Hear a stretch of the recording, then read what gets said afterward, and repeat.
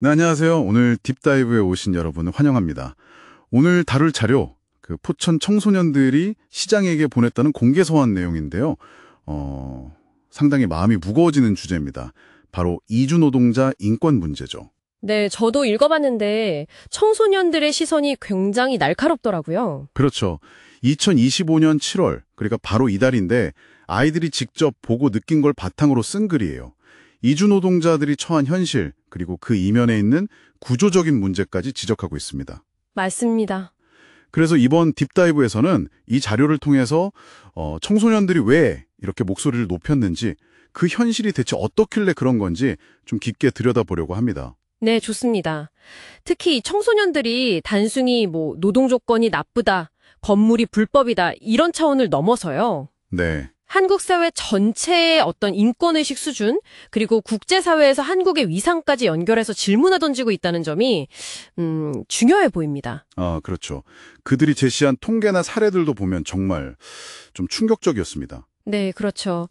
연간 3,000명 넘는 이주 노동자가 사망하거나 다친다고 하고요. 3,000명이요? 연간. 와. 네, 그리고 일하는 시간도 연 3,000시간이 넘는다고 해요. 한국인 평균이 한 2,100시간 정도 되니까 훨씬 더 많이 일하는 거죠. 훨씬 많이 일하는데 사는 곳은 또 비닐하우스 같은 정말 열악한 곳이고요. 맞습니다.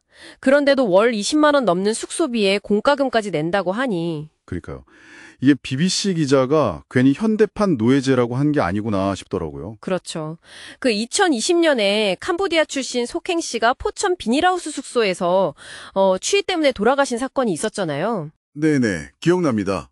정말 안타까운 사건이었죠. 그 사건이 이 문제의 비극성을 딱 보여주는 상징적인 사례가 된 거죠. 그런데 이런 끔찍한 현실이 그냥 우연히 벌어지는 게 아니라는 거잖아요. 자료에서는 더 깊은 구조적인 문제들을 지적하고 있죠. 네, 맞습니다. 여러 문제가 얽혀 있어요. 우선 정부 조사가 과연 믿을만 한가 하는 신뢰성 문제가 있고요. 그 통계 문제요. 네. 그리고 또 UN 이주노동자 권리협약 같은 국제 기준을 우리가 35년째 비준을 안 하고 있다는 거. 35년이요? 그렇게 오래됐나요? 네. 그리고 많은 비판을 받는 고용허가제 문제. 또 지방자치단체가 이런 불법 시설들을 사실상 방치해온 책임까지 정말 여러 층위의 문제들이 얽혀 있습니다. 특히 그 정부 통계 불신 문제가 인상 깊었어요. 고용교동부는 기숙사 93.3% 위반 사항 없음 이렇게 발표했는데 네. 청소년들은 현실은 완전 다르다 이렇게 반박하는 거잖아요. 그쵸. 심지어 2021년에 경기도가 직접 조사했을 때는 농업 기숙사 80.5%가 불법 건축물이거나 기준 미달이었다. 이런 결과도 있었거든요. 와, 93.3% 문제 없다는 거랑 80.5%가 문제 있다는 거랑 이건 너무 다르잖아요. 그러니까요. 이 지점에서 이제 한국의 어떤 국제적인 위상 문제랑도 연결이 되는 거죠. 국제기준 미준수 문제군요. 네. 자료에서도 지적하듯이 한국이 경제 규모는 이제 선진국 수준인데 이주 노동자 보호 관련 국제협약 비준에는 굉장히 소극적이라는 거예요. 그 유엔 협약 1990년에 채택된 건데 아직도 비준을 안 하고 있다는 거죠. 네. 35년째죠. 기본적인 노동권 관련 ILO 핵심 협약 비준도 다른 나라들에 비해 좀 늦었고요. 이게 밖에서 보기에는 한국이 문제 해결할 의지가 좀 부족한가? 이렇게 보일 수 있다는 겁니다. 우리가 스스로 생각하는 선진국 이미지하고는 좀 거리가 있죠. 그러네요. 그리고 고용허가제 자체에 대한 비판도 상당하더라고요. 이게 고용주한테 너무 많은 권한을 준다는 거죠. 맞습니다.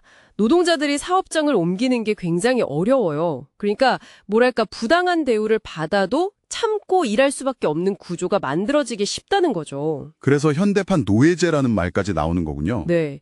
심지어 자료에서는 정부가 이런 착취적인 구조를 알면서도 방치하거나 어쩌면 좀 동조하는 거 아니냐 이런 날카로운 지적까지 하고 있습니다. 와, 정부가 동조라니 상당히 센 비판인데요. 지자체 책임 문제도 나왔었죠? 네. 포천시 같은 지자체가 수십 년 동안 이런 불법 건축물 숙소를 사실상 눈 감아 준 거 아니냐. 이건 명백한 직무유기다. 이런 비판이 계속 제기되어 왔습니다. 속행시 사건 이후에도 뭔가 근본적인 변화가 없었다는 지적도 있고요. 그렇죠. 국가인권위원회에서 실태조사를 해라, 공공기숙사를 만들어라 이렇게 권고를 했는데도 제대로 이행이 안 되고 있다는 정도 문제로 꼽히고 있습니다.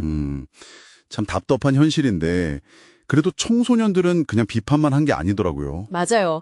아주 구체적인 해결책까지 제시했습니다. 네, 정부나 고용주로부터 독립된 전문가들이 실태 조사를 제대로 다시 해야 한다.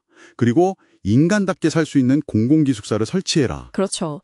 숙박비 기준도 좀 합리적으로 만들고 불법 건축물은 당장 철거해야 한다. 그리고 인권위 권고를 이행하라. 아주 구체적이죠. 네, 정말 현실적인 제안들이에요. 결국 이 자료는 우리 사회가 경제 성장을 막 외치면서 그 뒤에 가려져 있던, 어쩌면 외면해 왔던 인간의 존엄성 문제를 다시 한번 생각하게 만드는 것 같습니다. 네, BBC의 현대판 노예제 비판, 그리고 우리 청소년들의 부끄럽다는 그 외침, 이게 그냥 남의 얘기가 아니라는 거죠. 맞습니다. 우리 모두가 좀 깊이 성찰해야 할 문제인 것 같아요.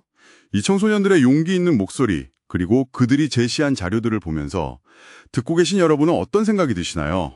이건 단순히 어떤 특정 지역, 특정 집단의 문제만은 아닌 것 같습니다. 그렇죠. 우리가 어떤 사회에서 살고 싶은가, 어떤 가치를 중요하게 생각하는가에 대한 근본적인 질문을 던지고 있다고 봅니다. 네. 이주노동자 문제를 해결하는 건 뭐 단순히 도와준다 이런 시혜적인 차원을 넘어서요. 우리 사회 전체 인권 기준을 바로 세우는 과정이 아닐까 싶습니다. 그렇군요. 여러분이 생각하시는 진정한 선진국의 모습에는 과연 이런 문제에 대한 책임 있는 태도가 어떻게 담겨 있어야 할까요? 이 질문을 한번 마음에 품어보시면서 오늘 딥다이브는 여기서 마무리하겠습니다.